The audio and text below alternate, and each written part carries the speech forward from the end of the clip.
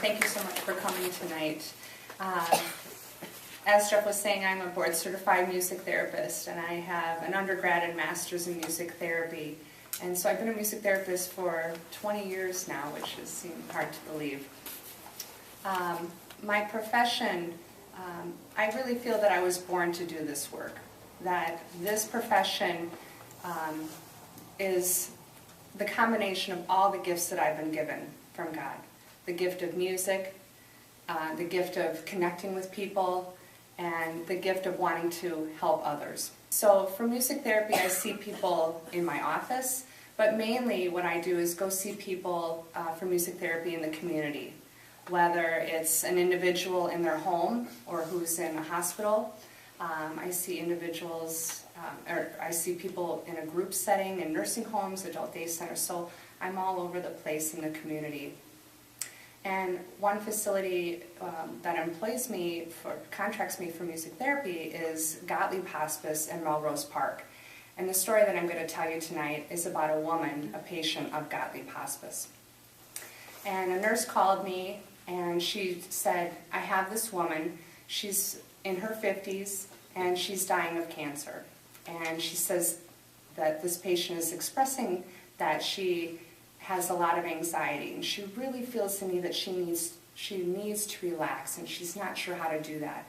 So it was a perfect referral for music therapy. So I thought, okay, I'm going to be going to this woman's house, and which is always an interesting experience too, is going to someone's home that you've never been to before. I'm a stranger in their home. But I thought, okay, so she's needing relaxation, so I thought I'm going to plan a music-assisted relaxation technique, and this is my plan now. And so my plan was to come in with my guitar, play a very soothing, rich melody, improvise on the guitar, helping her to breathe deeply, and lead her through a guided meditation then with the guitar. So that was my plan going in. Well, I didn't realize that God would have a different plan for me that day. So I arrive at her home, and I get out of the car and strap on my guitar and have all my stuff, my iPad and everything, and I'm walking up the steps to her house, and I hear all this laughter and conversation, just very boisterous.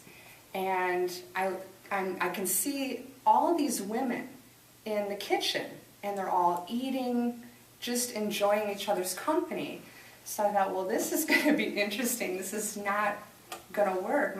My plan was not going to work. This was not an environment that could be for quiet, music-assisted relaxation. So I come in, and they're very warm. They welcome me into their home immediately, and I go sit in the family room. And the patient comes into the room and sits down next to me. And I spend a couple minutes with her just talking. It's important to establish that connection, this rapport, right from the get-go. And so based on what she's telling me about her strong faith, and I thought, I'm going to go right into Amazing Grace, because that's a song that I know that she knows. It's a song that I know, so I feel comfortable doing that as well. And so I just start singing, and with the guitar accompaniment, very gentle. And so she's enjoying this piece, this very meaningful piece, and then she starts to sing with me. And then her sister comes in, and the second verse starts, and the sister joins in. And one by one, these women, all of the women, they were family members and friends from the church, and they all come and gather around this woman who is dying of cancer. And it was the most incredible experience to be in this environment where I know God was present, because you could feel it. And we sang numerous religious songs. There were some songs that I didn't know, but I could figure it out based on the notes that they were singing. I could figure it out on the guitar. And even at one point, it was really interesting because the joy grew and grew and grew, and before you know it, they were singing. It was almost like a blues style, so I was playing blues on the guitar, and it was just incredible. And there were a few times where I got choked up, to myself, not that it was outward, because that wouldn't be really the right thing to do. But it's those moments where I feel that so deeply that I know that the presence of God is there. And so that was the plan that was supposed to happen. That's what God had intended to happen that day. And after the music had ended, one of the ladies in the room, she says, let's all stand and say a prayer. And so everyone held hands we were in a circle, and they said, thank you. She said, thank you, Lord Jesus, for bringing this woman, me, here today to bring music to everyone. And, and that was, just when I thought I was choked up before, that was really meaningful to have that value placed on my presence, and that they felt it too, that the depth of that experience. And then they prayed for the woman and prayed for the community. So that was the plan that happened that day. And so I was very grateful for that experience, and they asked when I was coming back. That's great. Now, just a side note too, she did experience relaxation. It just wasn't the way I had intended it. So there are a lot of different ways that you can fry a fish or whatever you want to say. So we can use music for our own benefit. If you're feeling stressed or you're needing to relax, you can find whatever music is your favorite music to relax to. What I might find relaxing, you may not find relaxing. So that's one way that you can utilize music for your own benefit, for relaxation, for stress relief. Another way that you can use music is if you've ever played an instrument before. Maybe, back in your teens and 20s, you played an instrument. Well, you could always try and pick that back up again. Or if you've ever wanted to learn how to play the piano, maybe a friend of yours knows how to play the piano and they could teach you. And maybe you have a skill that you could teach them, so that way you wouldn't have to spend the money on a lesson, because that can be expensive. I think it was St. Augustine who said, when you sing, you're praying twice. So when you're in church, don't be afraid to pick up that hymnal and sing out. And if you feel like you have an aptitude for singing, St. Paul the Cross Choir, I see a lot of choir members here tonight. I'm a member of the choir as well, and we're always looking for new members. So there are many different ways that you can involve music in your life for your own personal benefit. And so that's my story about music and music therapy. Yes? How would a person contact you if they wanted you to come for someone who was ill or needed something like that? I have flyers here. I'm glad you brought that up, because I printed up flyers about music therapy, but my email and my phone number is on there, and a variety of websites about music therapy. And if you want to talk to me afterwards, I can give you a business card as well. So. But there's the Illinois Association for Music Therapy that also has a referral list. Question. What inspired you to go into this? Something? Mm-hmm. Yeah, that's a good question. So what inspired me to do this profession? I was a freshman music major at the University of Iowa, and I didn't know what in the world I was going to do with a music major if I couldn't cut it in the big leagues of being an oboist with the Chicago Symphony or something like that. So I knew that really wasn't the path that I wanted to take. So I saw a flyer up in the halls of the music wing, and it said music therapy, and it listed, a combination of music and medicine and psychology, and I thought, oh my gosh, that's it. So that I just knew right away that that was what I wanted to do.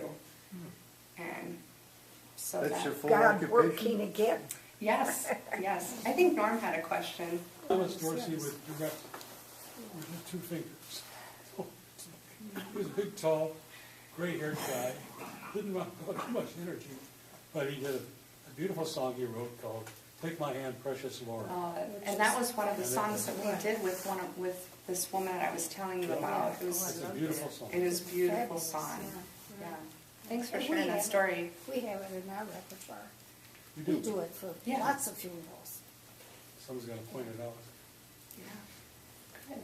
Could you tell us a little bit, are you a unique person, or is there a lot of people who are music therapists? That's a great question. So, are there others like me out there? Yes. Well, in Illinois, we have 200 board-certified music therapists. In the nation, I think it's just over 5,000. And so, at the end of March, we're having a 5-state Great Lakes Regional Conference. I'm one of the co-chairs for this conference. And so we expect around 400 music therapists from the surrounding states to come and take part in continuing education and sharing, their valuable work and their research, because that's really what it is too. It's research-based, evidence practice, so that we can keep up with all the other allied health professionals. Good question. Do you, You still at it? do you find that certain songs, is it more a case of picking the right music for the right circumstance, or are there certain classic songs that just bring God's presence to the people? What do you find personally? I really find that music is so personal. So what might be meaningful to you and have significance to you may not carry the same for someone else. So my job as the therapist is to assess, well, what are the needs of this person or the strengths, and get some information about their background. The research has shown that music of people's young adult years, so for me it would be in the 70s and 80s. Madonna, that's crazy. And so that music has shown significance in people's music from people's young adult years, but that's not 100% true. I really think it's very person specific. And so that's my job, to find out what is that piece of music, or is it just drumming together? What is it that's really going to connect with that person? I worked as an activity person in a nursing home, in a Alzheimer's unit for a couple of years. And these elderly people, they knew all the old songs. They knew the words to it. One of the daughters of one of the patients came in once a week at least and played the piano, and they knew all those patriotic songs, and it was wonderful. They contributed. They were happy. They were clapping. It was great. Right. Because that's music, even with neurological impairment, the music, the knowledge of music and that recall is still there. Despite all the atrophy in the brain, music still remains. And because it's processed in many different parts of the brain. And the beautiful thing about being the music therapist, Alzheimer's disease is a population where I really gravitate towards. I've been doing seeing people with Alzheimer's for 20 years, and to be able to adjust the music in the moment to if they needed me to slow down the tempo, but it really connects with them, the music, whether it's drumming or singing old songs, talking about songs, reminiscing, all through music. It's very powerful. And Yeah. one other. Have you ever been to the high schools on college days to talk to students, music students? That's a great Yeah. question. If I ever This is something they can think about. Well, actually, for the conference, we're having high schools, we've publicized the conference that they can come for $10. They can come to the conference and sit in on sessions to learn more about music therapy, because we are growing as a field. We're starting to get insurance reimbursement, so our field is exploding. And so we need people to be aware of the profession. So we are doing that in the area for high schools. And I know all over the country there's a push to inform students. So, yeah, good question. Norm, I yeah. might relate one other happened when I was in the Army in Korea. And we were stationed there, based there, but on a Wednesday night we had access to Jeeps anytime we wanted them. We'd drive into town to Seoul, and there was a group of Presbyterians there. They were missionaries. Had been living there for so many years. Even their families had little kids. Little kids you'd think they'd never seen the merry-go-round. Didn't see any of the things that American kids used to enjoy at that time, and have experience with. But music was their foundation. We'd get together in that big hall up there, all of them, and join hands, and they would sing. And you could tell by the way they sang that Jesus was there that night with them. It was really warming. Very warming. Yes. Thank you for sharing that. Thank you, everyone.